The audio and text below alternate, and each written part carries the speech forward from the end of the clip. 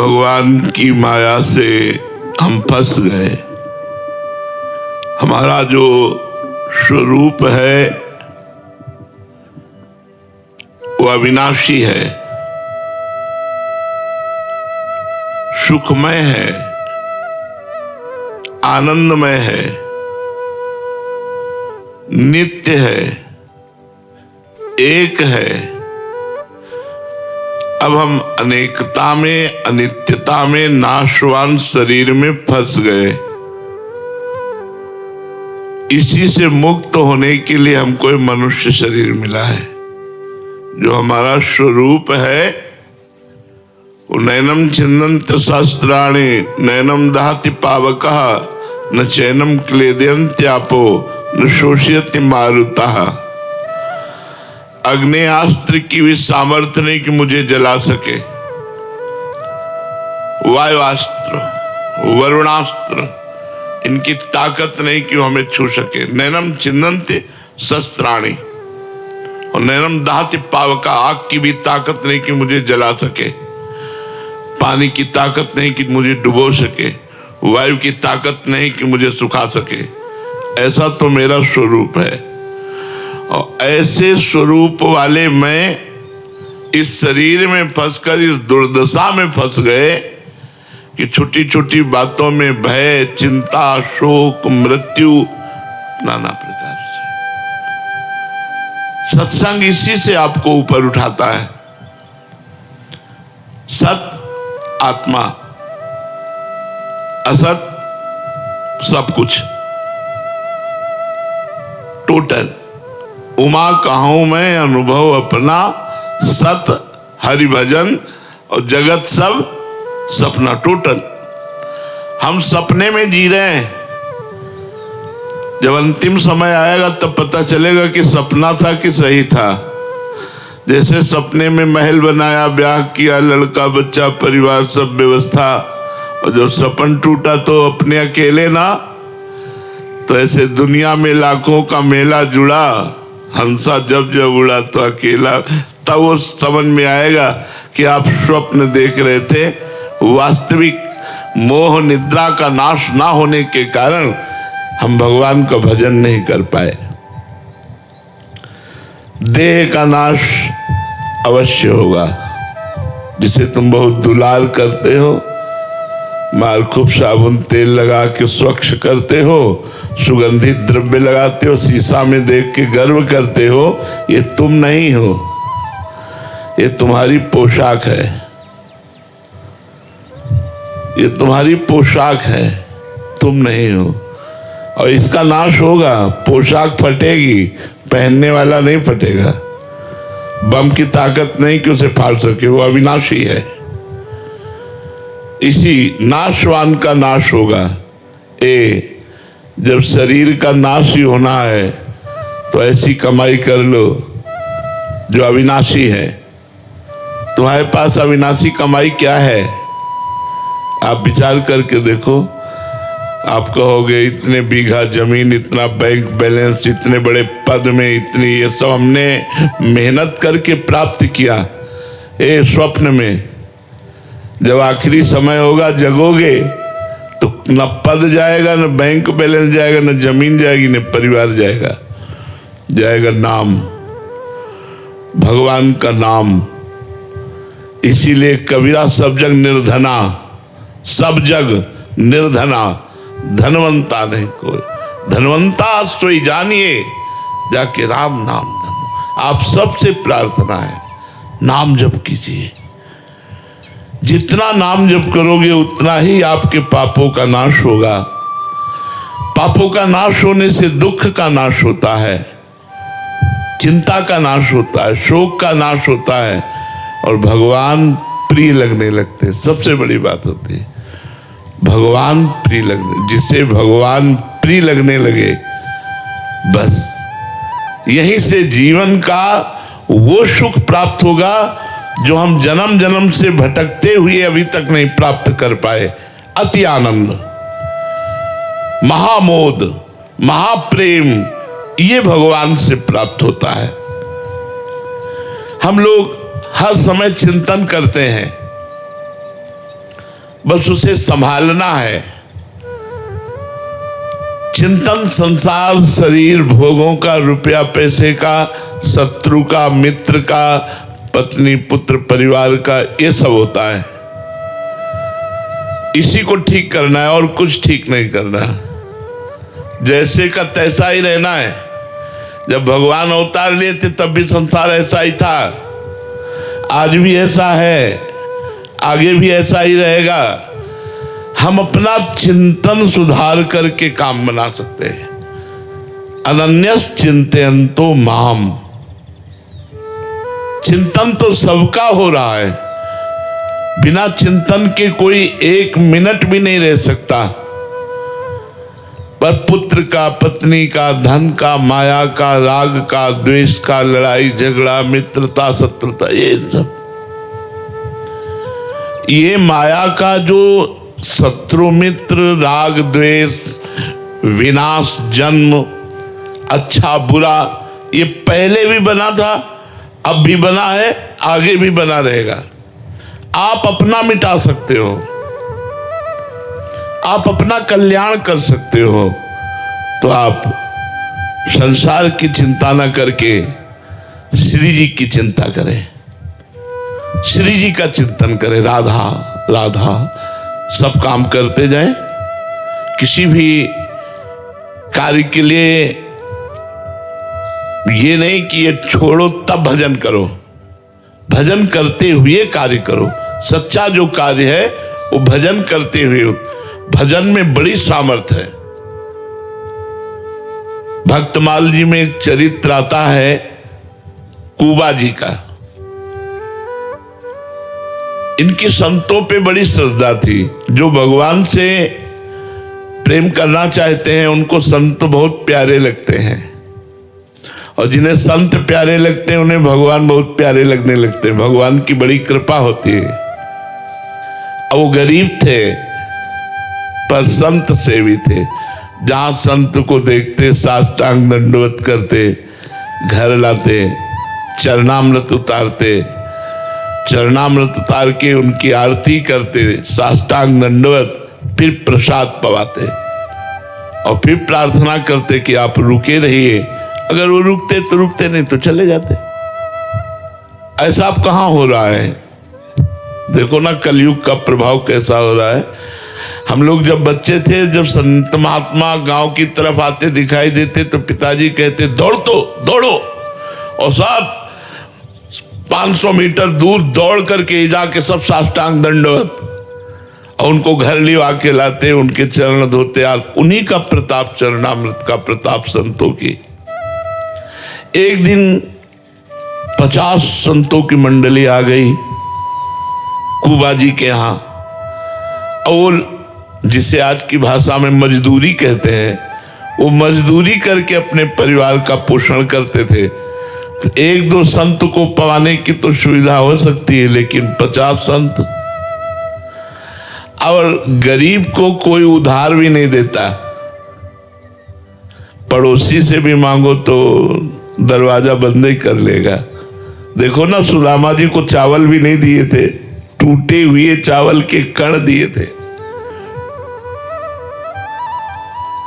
कुबा जी ने बहुत प्रयास किया कि आज हमारे यहाँ संत आए हैं और संत भूखा न चला जाए।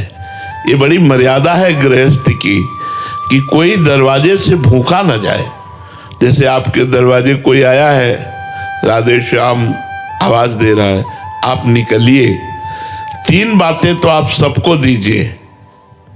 पहला मृदु वचन, राधे श्याम राधे श्याम। दूसरा आसन, आइए बैठिए।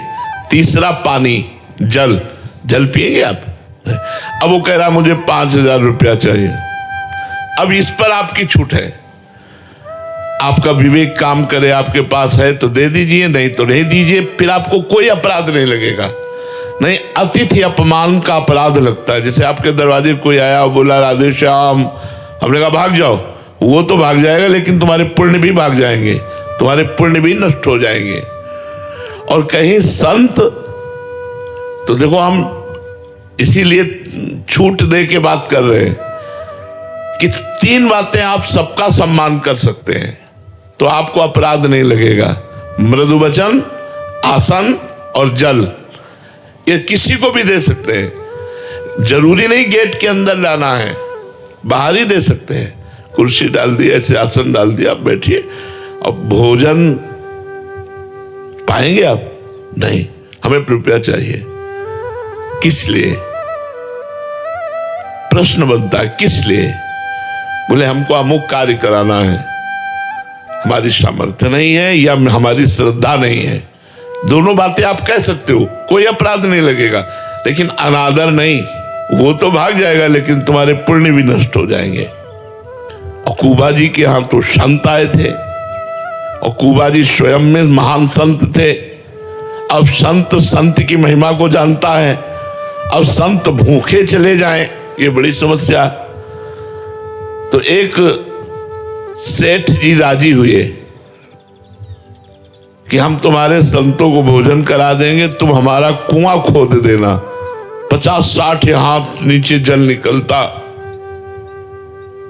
उन्होंने कहा हम और पत्नी मिलकर दोनों जरूर आपका कुआं खोद देंगे। आज आप हमें दाल चावल घी बूरा दीजिए, जिससे संतों की सेवा। खूब संतों को पवाया। संत भगवान नाम कीर्तन करते हुए प्रसाद पाए, जय जयकार हुई और वो गए। कुबा जी 1 मिनट भी नाम नहीं छोड़ते थे, ये खास बात थी उनकी। सेठ के कथनानुसार कुआं शुरू किया खोदना। राम जी के भक्त थे, तो एक फावड़ा मारते राम, उठा करके तसले पे देते, वो उनकी पत्नी कहती राम। और वैसे हर फावड़े पे नाम, हर तसले पे नाम। अब 20-30 हाथ कुआं खुद गया। अब नीचे बालू वाली मिट्टी थी, उसके लिए सपोर्ट चाहिए, लकड़ी आदि का सपोर्ट करके फिर खोदा जाता है। अब वो गरीब आदमी जो ही नीचे खोदे से ऊपर की मिट्टी, पत्नी ऊपर थी जो तसले से बाल्टियों से मिट्टी खींचती थी, और कुबा जी नीचे से कुंतलों टनों मिट्टी ऊपर उनके आ गई। अब वो चिल्लाई, गांव के लोग आए। जेसीबी तो थी नहीं पुराने जमाने में। अब वो बोले यार हटाते हटाते तो मर ही जाएंगे, तो हटाने का श्रम क्यों करे, और उसको पूर दिया गया। और सेठ ने कुछ ले देकर उनकी पत्नी को राजी कर दिया। और बात, एक भक्त संत के उदर के पोषण के लिए किसी से इतना बड़ा वादा, तो देखो भगवान कितने रक्षक हैं। 1 महीना हो गया, भगवान के बातों को आप लोग आश्चर्य में मानकर, या ऐसा कि कोई कथा है, आश्चर्य मत मानो। यदि भगवान का भक्त है तो कुछ भी हो सकता है। एक राजा की सवारी वहां से निकली तो उनको सुनाई दिया राम राम राम। तो राजा ने कहा ये आवाज इतनी मधुर और प्रेम भरी है, ये किस संत की आ रही? आसपास कोई आवाज का लक्ष्य करके गए तो जहां कुआं था वहां से आवाज आ रही थी राम राम राम। बोले महाराज यहां से आ रही। लोगों से पूछा, लोगों ने बताया 1 महीना पहले कुबा जी इसमें दफन हो गए, वो खोदते हुए। तो ऐसा उन्होंने कहा खोदो। अब वो राज सैनिक लगे, कुआं खोदा। जहां कुबा जी बैठे थे वहां एक गुफा बन गई थी। कुबा जी को बिल्कुल कोई चोट नहीं, कोई परेशानी नहीं, श्वास लेने में कोई परेशानी नहीं। करतुम अकर्तुम अन्यथा कर, जो गर्भ में हमको हमारी रक्षा की, वो रक्षा करने वाले भगवान। एक शीतल झारी जल की रखी थी और सुंदर भोजन रखा था, और वो चिदानंद भोजन जिससे मलमूत्र न बने। कुबा जी को निकाला गया, कहा गया कि 1 महीना आप नीचे रहे, आपको कोई कष्ट? बोले बिल्कुल कष्ट नहीं, सीताराम जी साथ थे। केवल 1 महीना ऐसे बैठे रहने से उनके थोड़ा, तो इसीलिए केवल राम जी नाम उनका था, तो कुबा केवल राम जी नाम उनका रख दिया गया। भगवान के नाम में इतने सामर्थ्य। प्रहलाद जी को कितना कष्ट दिया गया, कोई कष्ट प्रहलाद जी को नहीं व्याप्त हुआ। इसलिए चिंता मत करो। अनन्यस चिंतयन्तो माम ये जनाः पर्युपासते तेषां नित्याभियुक्तानां योगक्षेमं वहाम्यहम्। भगवान कह रहे हैं योग और क्षेम का वाहन मैं करूंगा, तुम केवल मेरा अनन्य चिंतन करो। ये तीन बातें भक्त के हृदय में अवश्य आ जानी चाहिए। एक तो नाम जप करते हुए भगवान की कृपा पर विश्वास। नाम जप चलना पहला कर्तव्य है और साथ में विश्वास की भगवान की हम पर विशेष कृपा है। नाम जप करते हुए भगवान की कृपा पर विश्वास। और दूसरा, शरीर मरेगा मैं नहीं, पर शरीर तो मरेगा, अर्थात मृत्यु का चिंतन। मरना है यार। आप सोचेंगे कि मरना सोचना कितना कष्टप्रद है। भजन बढ़ता है कि कहीं आपका विस्मरण होकर शरीर न छूटे, आपके स्मरण में छूटे। एक घबराहट बनी रहती है कि शरीर कभी भी छूट सकता है, नाम न छूटने पावे, भजन न छूटने पावे। तो शरीर की मृत्यु निश्चित है। इसलिए भगवान का निरंतर नाम जप करते हुए भगवान की कृपा पर विश्वास। और तीसरा है भजन करते हुए आए हुए दुख सुख को भजन से ना जोड़ना, उसे प्रारब्ध से मानना। हमारा बुरा प्रारब्ध है तो हम उसे भोग रहे हैं, अच्छा प्रारब्ध है तो उसे भोग रहे हैं। लेकिन जो भजन कर रहे हैं ये हमारे संचित कर्मों को और क्रियमाण को संभालेगा। प्रारब्ध को भोग लेंगे, संचित भस्म हो जाएंगे, क्रियमाण निष्प्रभावित हो जाएंगे और इसी जन्म में भगवत प्राप्ति हो जाएगी। जब हमारा मन बुरी भावनाओं की तरफ जाए तो नाम जप में मन नहीं लगता, इसलिए नाम कीर्तन करना चाहिए। पर उस समय मन मौन रहने की बात सोचेगा नाम कीर्तन करने की। अगर नाम कीर्तन करो तो बच जाओगे।